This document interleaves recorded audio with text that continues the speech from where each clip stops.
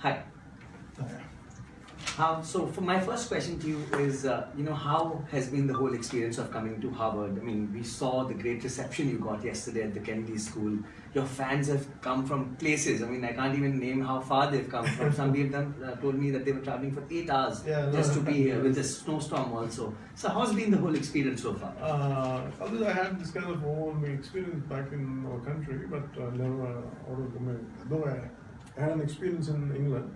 Mm-hmm. But first time in US, and it was quite an overwhelming experience. But somehow I do my job and never thought of this kind of the kind of law they shower on me. It's what always it perplexes me as to what made them to give me so much of love and that kind of overwhelming emotion. It humbles me.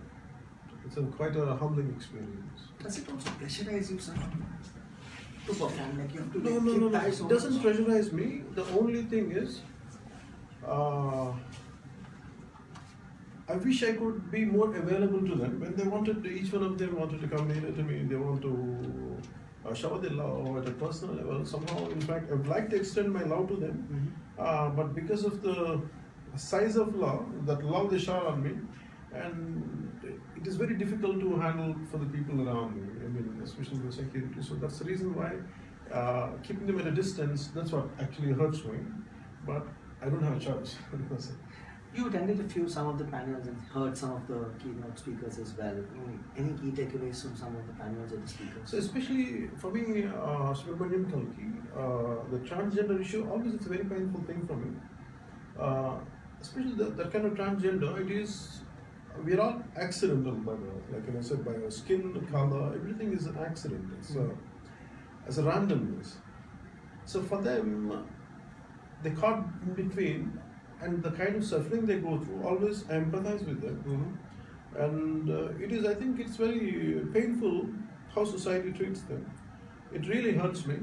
And when I heard that yesterday, I felt first time as a party, maybe the governments are doing it, it's not that no one is doing it, but at the next level, I would like to, normally we have a wing for a women wing, we have a men's wing, but first time I felt after hearing to Kalki Subramaniam, I think to address their transgender woes, I think we should have a wing for transgenders. I don't know whether the rest of the parties had created or not. Definitely in future for gender from the Janasena party, I would like to create a transgender wing to address their issues. Sure.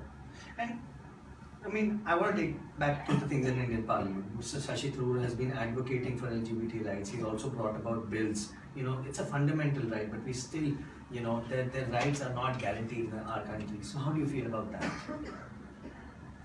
Sexual preference, for me, it is an individual choice. Yes. But the problem is, because we also have to understand the mindset of the majority. At the same time, majority, what they express might not be right, but as we being a minority, how much we're going to go against them? Sometimes it is a bit difficult to fight or to go against them. What I feel is one thing in the LGBT rights problem is, if it is someone's sexual preference, let it be. And why do you look for the acceptance of a society? But no one intervenes or no one troubles them as long it is that. I think they should be able to safeguard it. If their fundamental privacy is being like what I would like to say is being challenged, then I think that's there we have to come into. But you can't force everyone to accept the situation. So let's move on. Let's talk about the Janasena Party. Why do you think there was a need to actually set up Janasena Party, and what is the party's core ideology? See, for me, there are in India, when I was growing up, even yesterday, I tried to explain somehow, could not get time.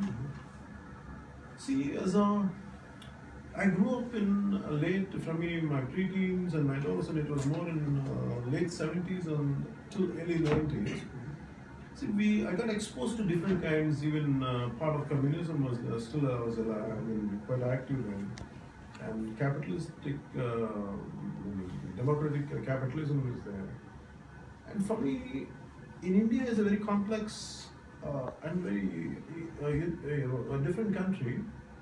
We don't know what to adopt because we are culturally very diversified situation is there for us, and yet we feel oneness as Indians. At the same time, we're culturally we're so far away from each other. Even from every 100 kilometers, we don't accept the other culture. We have the problem. My feeling is, unless we feel united and we feel as that single pointedness, if we are together, the strength we can achieve is different. But constantly fighting within each other, and we have some kind of regional issues, we can have sub-regional issues, and constantly it hampers the growth.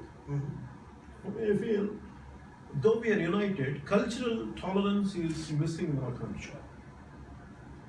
Between said, I want to say what I wanted. Maybe I would like to express later.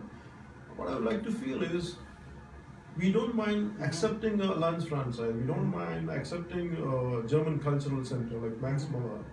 How come within our country we don't have a cultural centers of each of our, in each of our languages? Always we feel away from each language. I don't belong to you. I don't speak your language. Somehow I don't know anything about the eastern part of India, Assam or Sikkim. Always it is like some troublesome issues only come back. But there must be a lot of cultural richness should be there, must be there, and there's a lot of great poetry must be there. I would like to get exposed to eastern part of India. I would like to get to western part of India, but where is the platform, government, the way they promote maximum, how Alliance franchise or some other cultural centers are going? I think within India we have to promote our own cultural center to create that bonding between. That's a very strong thought. That's a very strong thought. And do you think your fan base as a movie star will translate into votes going forward for the party? Since you have such a strong ideology that can only, you can only implement that once you're in power. So do you think you can use your fan base as a force to drive these change? For me, that's a challenge. Yeah. I can't be overconfident. At the same time, I cannot say they will never turn into no. They will, but provided it is a constant effort from my side, and which will take time. I don't know. As I said, when I entered into politics, I said I'm going to work for the nation for 25 years. So I'm not in a hurry, and at the same time, I want to be consistent. I want to keep on pushing it, and I want to first mold. I want to take the ideology I believe in slowly and step by step. Sure. My next question is, you have so much similarities. As I speak to you, so much similarities in what I call the new center emerging in India, which is the Aam Aadmi Party. Ideology strikes a chord with them. Don't you think a party strong in North India, like Aam Aadmi Party, and your presence in South and Southern India can together be a joint force? And we should. I say what I look at is the problem after Gandhiji, after Vinoba Bhave, after Jayaprakash Loknaik, Jayaprakash Narayan. See, the problem is in each of our state, if suppose northern leadership truly they identify South as part of India, but really they don't know at a personal level. Like, see, the Gandhiji had extensively traveled all over India to understand his own people. Sure. In the same way, for me, my advantage about northern India, rest of India, is me being an actor. Somehow I had, maybe I have a passion for to understand cultures. Inherently is there, not because of politics. So the way I bond with people of different regions and religions is comfortable for me. In the same way, I expect keeping the ideological part away. I want the northern leadership to connect to South India, which is truly missing. Though they have love, they want everything to good, but still I want them to connect personally, even because people will open up. So we can't rule out an alliance with the Aam Aadmi Party going forward? I don't mind actually. Okay. I don't mind. Which is very heartening to because I personally feel like-minded people should come together. Sure. Sure. And will you personally, contest elections in 2019? Yes, I would like. Okay. And that means that you will take away time from your acting career and contribute more time towards Yeah, public that's service.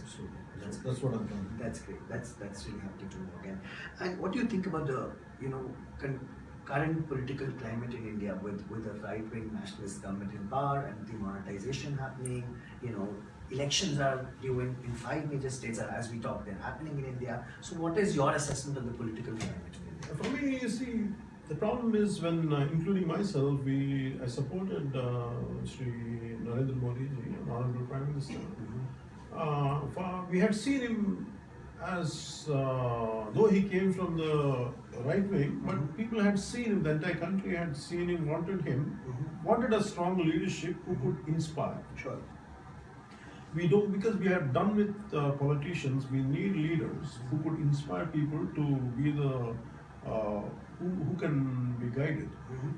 So that's how I had supported Sri Modi ji. But the way things are, because I want people should be prepared.